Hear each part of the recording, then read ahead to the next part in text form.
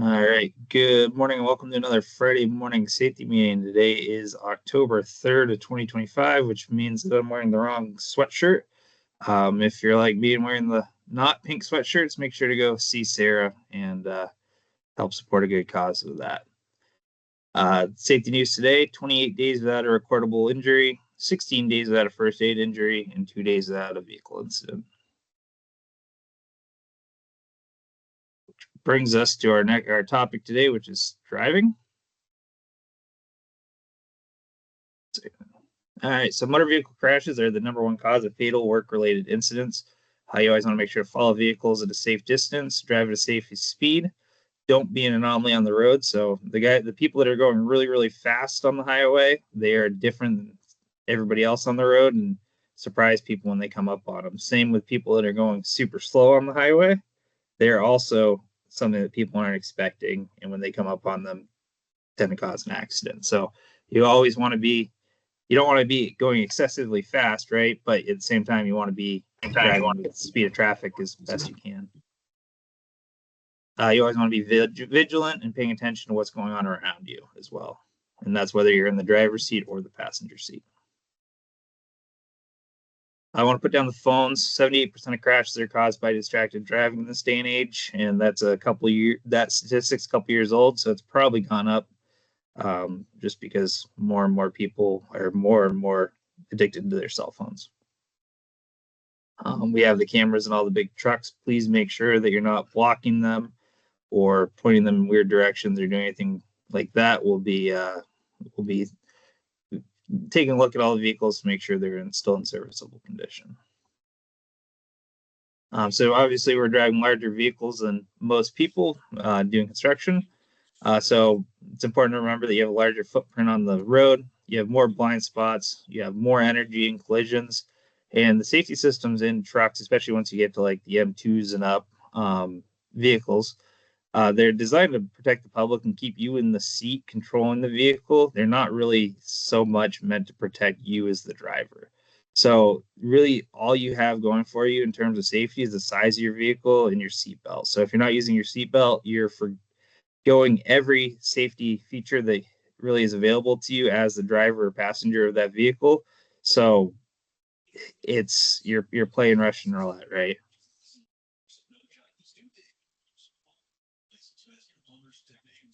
And originally with this vehicle, I was going to put some dash cam video of a crash on there that was blurred out, but I decided that since this goes outside the organization, we didn't want to put any of that stuff in there. So we're just going to talk about the lessons that we've learned. The first thing is that the person that's in the seat next to the driver, it needs to be the co-pilot of the truck, and they can't be just the passenger. So if you're in the passenger seat, and we won't even call it the passenger seat, we'll call it the co-pilot seat from now on. You really need to be paying attention to what's going on around you.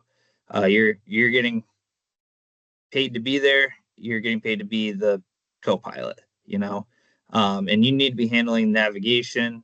You need to be watching for hazards. If the radio needs to be changed or whatever, that's your job, not the driver's, and you want to watch for other traffic. And I think about this in terms of when I was in the fire service, the person sitting next to me when I was driving was always the officer, and he was responsible for the truck just as much as I was. And he'd be telling me, "Oh, you got a car coming to the right," or in another 3 miles, you need to turn left and make sure you're paying attention to this corner coming up. And that sort of stuff really helps prevent incidents, especially, I mean, that's driving vehicles with lots of water to the extreme, but you don't really have that many incidents when that happens. And I think a lot of that is to do with the person sitting next to you really paying attention to road conditions and stuff like that. The other thing that's important to note is your route selection. So first things first is you need to make sure you pay attention to posted weight limits. But just as a whole, you want to avoid small roads, right? So if you're going somewhere and you can avoid taking any sort of town roads or anything like that, that's definitely preferable. So if you're going to, let's say you're going to Ferrisburg or something like that, probably not going to take Silver Street. You're probably going to take Route 7. Stick to the big roads. They're meant for trucks. They're easier to put trucks on. The lanes are bigger. The roads are wider. everything about them just makes it safer. And if we ask any of our commercial truck drivers to take a dump truck down to Ferrisburg, I can almost guarantee you they'd all be taking Route 7. So try to think like a professional driver, because if you're driving a commercial vehicle, you are a professional driver, right? Sometimes that means taking a longer route. So if you have to take the highway for longer and then kind of turn back a little bit on a fairly good road, then that's what you have to do. But a lot of times, even though it says on the GPS that it's a longer route, it's not really a longer route, because you don't have to slow down for every corner and that sort of stuff. And by the time you get there, it could end up being about the same time. But what really matters is that you're getting there safely without incident. You don't want to just follow your GPS. I think people of my generation are notorious for this, where we're so reliant on GPS to get to places, even if it's somewhere that we know how to get. We still like to have the GPS up. And we really want to kind of get away from that, because those routes aren't planned for trucks, they're planned for cars, So if you're taking a matrix or something and you have your navigation on and you follow it, that's one thing. If you're taking a 1 ton or something to that effect and you follow your GPS, that's not really the right way to handle it. All right. And you always want to discuss and review your route prior to when you go. So you want to know where you're going, what your route's going to be, and have it all planned out, at least mentally. So that way you're planning ahead for what's coming next and you already have thought about your route selection. So just some review stuff. Just make sure you're securing your loads. We did a safety meeting on strap selection stuff a couple months ago, so I won't hit on that too much. But you just want to make sure you're preventing the shifting or rolling of the load. You want to check for your straps before you go, or chains. You want to check after departure, so it's always a good idea to stop at the fuel station, top up. Anything that's settled out, hopefully will have settled out enough that you can tighten your straps a little bit more. And then every time you stop, you want to check your load. And then you just want to make sure that you're not towing a trailer unless you're able to back it up. If you need any training, backing a trailer or securement, make sure you ask somebody. And if you can't see behind your trailer, always use a spotter. Mr. Dow, do you have anything to add on that, or Matt?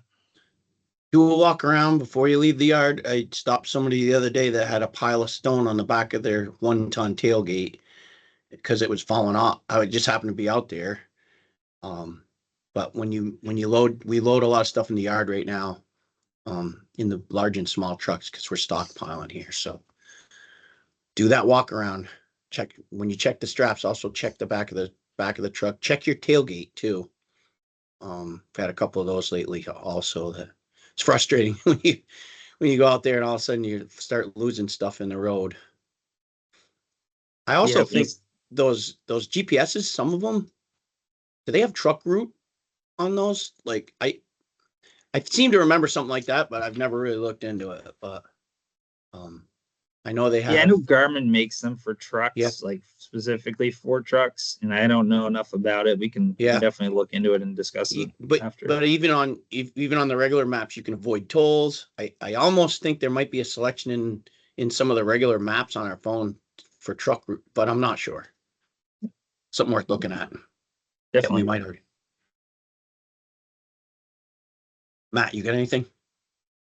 Nope. I think Tom hit all the key ones. Auto is right now, it's our #1 most frequent incident that we're having. From the prices of vehicles from the prices of windshields, from losing debris out of the back. $900 windshields now are pretty common. All that stuff adds up. So let's really focus in on safety when it comes to driving and our driving behaviors on the roadway. It's a big focus with our insurance, with our captive insurance. When we were at the conference, they were talking about the huge uptick in auto claims that everyone's experiencing company-wide in our insurance company. Yeah, it happens daily. Auto accidents are happening daily right now. Okay. Thank you, guys. Share. Let me share. Let me know when my screen comes up. Okay. All right. Code of conduct item in the day or of the week. Strive to maintain a positive and professional image of ECI to our employees, clients, vendors, subcontractors, in the public. The way I look at it is our reputation. It's one of our biggest assets that we have. It's determined by us and how we act and conduct ourselves out there. So it's something to focus on every day. Okay. Good news. ESOP statements are on the way for 2024. So as you know, as of November 1st of last year, which is almost a year ago, we became employee owned. And for that first 2 months of ownership, from November 1st until 12/31, we all gained a piece of ownership, which we're going to get a statement for. So you're going to get a statement in probably within the next week. I think they're either going out. I think they might be going out today. We've got the whole process honed in and everybody aligned, and we've got everything figured out on how to determine the amount of ownership that we do have. So we did stock allocations for 2024, and everyone was accorded a certain number of shares of stock based on our points and our which was our compensation for 2024 and for our time working here. And so that statement that you're going to get within a few days is going to tell you how many shares of Engineers Construction stock you own, and it'll tell you the price per share, and it'll give you a value. The cool thing about it is they were a little higher than what I expected for only 2 months of ownership. So we're headed towards the fourth quarter of ownership for 2025. And the statement that you get is only for 2024 ownership. So we've got a lot more ownership than that in it. If you think about it, when you get your statement and you look at the value, I think you're going to be surprised at being at the very, very, very beginning of ownership at what we have for stock already.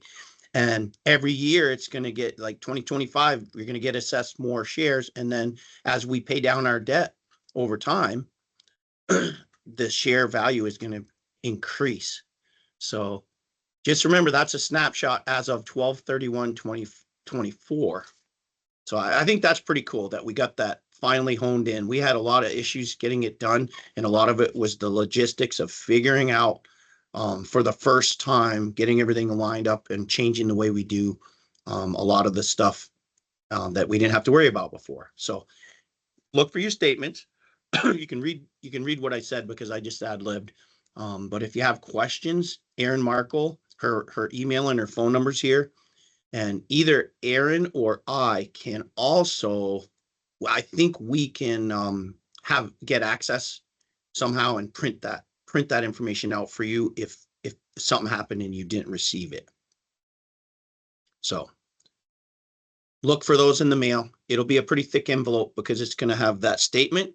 It's going to have an explanation, a one-pager that shows you how to read it, which is pretty simple. And it's also going to include the complete summary plan description for the employee ownership that we're model that we're in. Okay, today is the 3rd. We've got 401k meetings today. You can let Melanie know if you've got some time that came up to see if there's any slots left, but that's always a really good thing that they send. Usually it's Laura Estrella that comes over, and she's very knowledgeable and can help out a lot with your 401k. Ownership topic of the week is a simple one. Focus on solving problems. The practice of keeping a clear mind and focusing on solving problem is going to strengthen our team. I list some benefits down here. It reinforces a positive culture, develops our coping skills by solving problems, makes us better at solving problems over time. It empowers ownership because we own solving the problem together as a team rather than letting things fester and go out of control. It turns challenges into opportunities. When people come to my door and say, "Hey, you got a minute?" I always say absolutely, because I think that's always the opportunity that we have to to fix or solve something and get things going in a better direction. It enhances safety when we solve problems. It builds trust and respect between each other.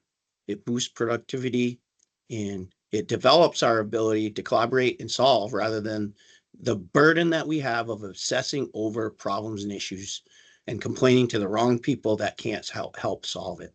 So if somebody complains to you about something that can't be solved, try to figure out how you can get them pointed in the right direction to make it go away, because it costs us all a bunch of money and a bunch of time when we waste time complaining about things that we're not fixing. So as employee owners, we owe it to ourselves and to each other to continue to develop and grow.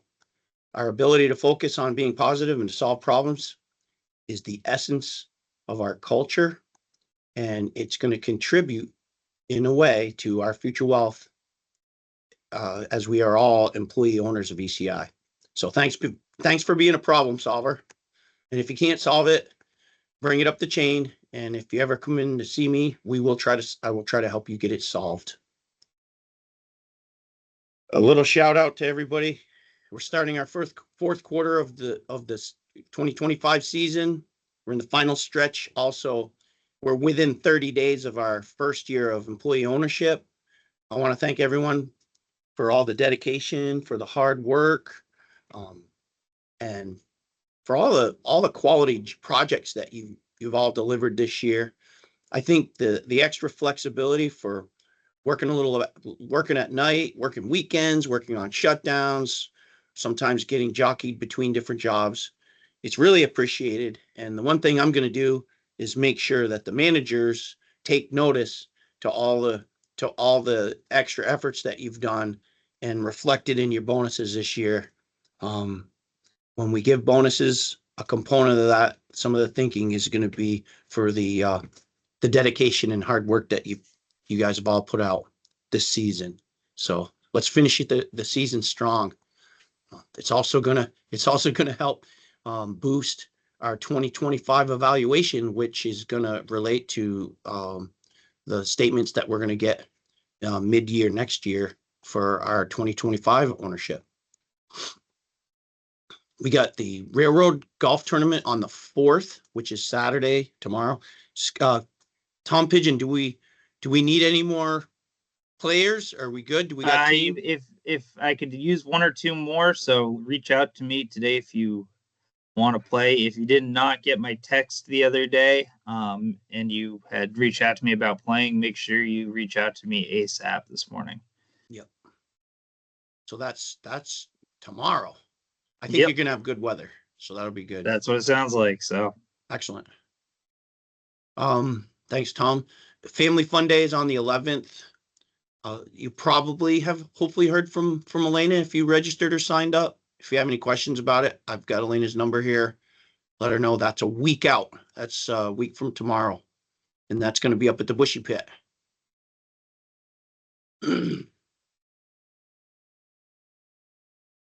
Gary Webster, he started last week. I've seen him several times driving the truck. So welcome, Gary. I'm running people for a couple of weeks because sometimes people don't see the email. Gary's driving. He's out there today. I saw him I think I saw him this morning. So welcome, Gary. And now the project of the week. Hey, Heath, are you Mr. Heath, are you on? I see your microphone's lit up. Are you able to? Yes, I'm on. I am. Yeah, my laptop crashed, so unfortunately I'm doing this from my phone. So you're gonna have to drive for me. I can do this. I think I can do it from my phone. Yep, we're gonna do the Parkway again, just to report a little bit of progress. That's one of those jobs that we've been up. How long have we been on that job? Since the fall of 24. Yeah. So once in a while, I ask Ben to put something together, because when we get on these long jobs, we tend to kind of forget about them, and the guys are still there and they're still doing a great job, and it's still progressing. So this is a progress report of the week, right? Probably Yes. not much to say on this slide. It's a little bit hard to see, but that's our plan with all our partners.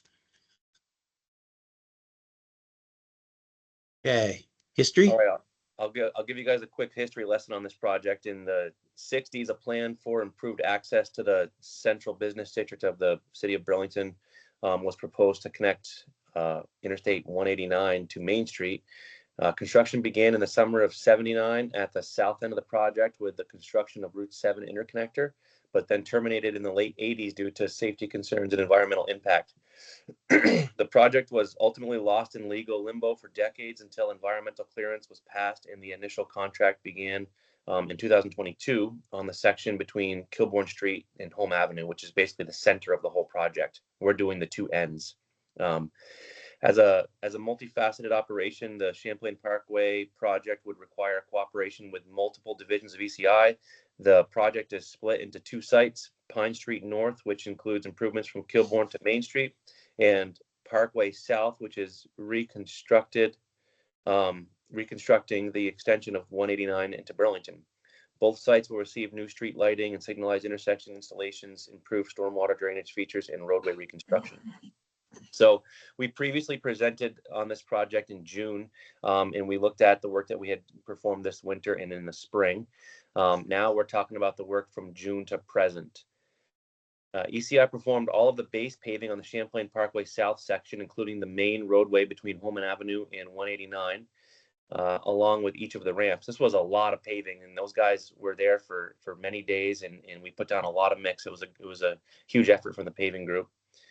Drainage structures were set to new finished grade. Sloped granite curb was installed along the perimeter, and topsoil, seed, mulch, and landscaping backflow was installed at each curbed island.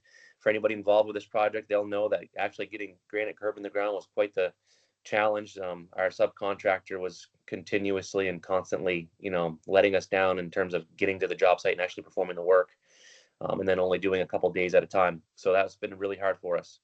ECI modified the existing median barrier under the Route 7 bridge and poured a larger median barrier around the existing one. ECI also installed precast concrete median barrier on both sides of the bridge. I've got some great pictures of this down below. ECI performed complete roadway reconstruction on Pine Street between Main Street and Kilbourne Street to include milling, grading, and paving Pine Street, new granite curb, and new sidewalk in the greenbelt. DiStefano Landscaping provided subcontractor services to install brickwork at each of the intersection crosswalks. And this project is scheduled to be completed in June of next year. We have more time than that in our contract, but that's when we believe it'll be done. There has been a huge quantity of flat work on this project, and our concrete flat work guys have been working hard all summer on this project. They've been there every week, and I just want to give a huge shout out to those guys and to Todd Nelson for just sticking with it. It's been tough. We've got a tough inspection team. We've got a tough client. It's in a really hard place to work, and it's been a challenge. But those guys have been tenacious, and I appreciate all the hard work. Nice job. There's some good looking sidewalk going down. A lot of it too. We move forward. Yes, please. Whoa! Look at that one. This is over on one of the intersections between of Main Street and Pine Street. A lot of technical concrete work going in there, a lot of stuff to tie into, a lot of grade issues. The plans for this project actually didn't include any grading information from the curb line back anywhere in this intersection. And so it's, and we also had a field engineering team that was the inspection team that really wasn't that capable of providing help with these grades. And as a matter of fact, they really just got in the way of us being successful a lot. So Wow. It's been tough. That's good. That's a hunk of sidewalk right there. And here's an image of Steve Lazuski. Todd mentioned this, and he said we got ourselves a new laborer. And Steve really has been the glue for this project. It's been very challenging for him to keep this thing going in the right direction every day. He's got the city that wants things that are sometimes unachievable, and daily changes by the minute, and so every day he's trying to come up with a new plan because the plan we had wasn't going to be successful anymore because of some new thing that happened that day, and he's just been the glue to keep this thing all together. So great job, Steve. Thanks, Steve. Please. Yep, here we go. So this is kind of a fun picture. SD Ireland was unable to provide us with the concrete we needed for the day, and so we decided to call Carrera. And so this is a picture of Carrera's concrete truck in the at the foreground of the photo, and in the background you can see Ireland's truck in the background. It didn't take too long for high-level people from Ireland to show up to ask us what was going on. But, we got a lot of concrete down that day, and we did what we needed to do, so that was good. Keep going. Good picture. So here we are installing the concrete median barrier. So on both sides of the bridge, which that bridge is for Route 7, there's a concrete barrier system that went in that was all precast, except for under the bridge, which you'll see in a second. So this is an image of it all prepped and us setting the big blocks. Yep. So this is a photo from the bridge looking down as we start to install these concrete panels. Wow. That's them. Those are in place. Those are Okay, in place. yeah. Yeah. If you keep scrolling, you'll see, I think, what is the finished product. Wow. Holy cow. Yeah, there was a lot of them. It was a big effort to get those in and to get them all to connect to each other, and coordinated with the paving and the milling and the prep work, getting the crane there. But it all went in smooth once it was there. So this is the barrier underneath the bridge. So this was a really challenging thing for the concrete guys to do. It's a little bit hard to see, but they actually had to notch out the existing concrete barrier to basically allow the new concrete to grab onto it. So there was a lot of hammering and chipping and saw cutting. It was very labor intensive. That was a lot of work. And then you can see the rebar cage around the whole outside of that, so that there was an overpour that went around the whole thing to encapsulate what was going on under the bridge, so it was all seamless with the precast. Here's a picture of Joe Prouse. Joe's been on this project all construction season. And here we are doing some finished work, getting concrete underneath the granite curb. The design team had some changes in the way that they wanted us to do the granite curb. They only wanted concrete on the front of the curb, and then after it was all done, they decided they really did want concrete on the back of it. So then we had to go back and cow. So this is a great example of what it's been like to work on this project. And, here we are doing things backwards because they, told us to do it one way and then changed their mind the next day. And then the light post you'll see there is draped in fabric. So is this one and the rest of them, because we've had significant vandalism on this project at a level that I've never seen, and that nobody that I've talked to that's worked on this project has ever seen. There's been vandalism everywhere. Every single light pole that we put up got tagged. Pretty much everything that we've had there has been tagged. So we've been going to some pretty high extreme levels. That median barrier that we installed that you saw earlier is completely draped in road fabric to try to prevent people from hitting it with spray paint. Wow. So here's the median. It's just, this is an image of us growing grass and kind of getting that southern section of the project wrapped up. Yep.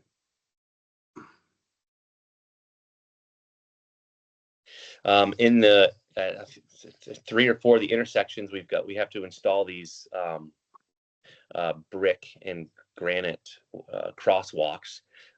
They've got to tie into the asphalt, and they've got to have a concrete slab poured, and then there's an asphalt product that gets wiped on there, and then some brick gets put on. It's quite a process. Here we are prepping for those. We're doing all 4 of them there at an intersection with the intersection completely closed. And here's an image of DiStefano putting the brickwork down on that asphalt product. These guys do really nice work. It comes out really, really well. It's impressive what it looks like when they're done. I think we've got a nice image of it here coming up. So there it is. Beautiful. And here's some of the paving work that I had described earlier. This is one of the ramps. And here we are doing some handwork. There's a ton of driveways. As you can imagine, we're working in a very urban area on Pine Street. So there's multiple driveways that have to all get tied in. And the paving guys have been a huge help on this project. There's been a lot of work, and the scheduling's been challenging. There's been changes in the schedule constantly. So it's been great to have their help and flexibility throughout this whole thing.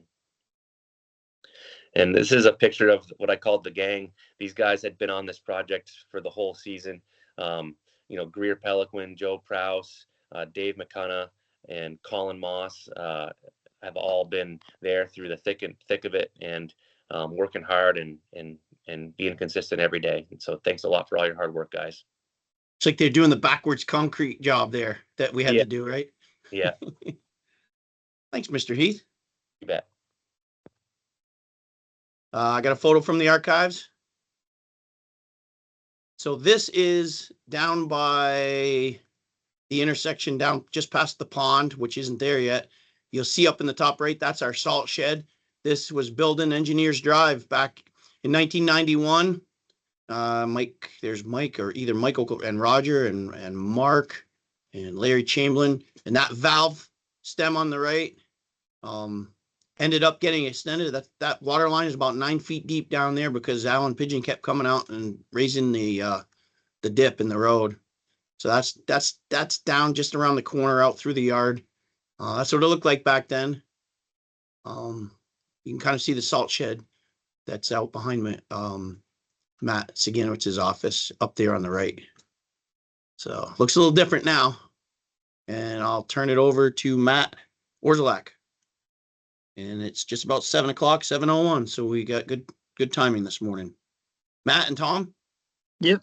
Have a great day. Have a safe day. If you're deer hunting this weekend, good luck. If you're working a shutdown or golfing or doing whatever, stay safe. And we'll see you guys next week. Make sure to send over your attendance if you're watching a group setting. Thanks, everybody. Have a good day. Be safe. Be safe.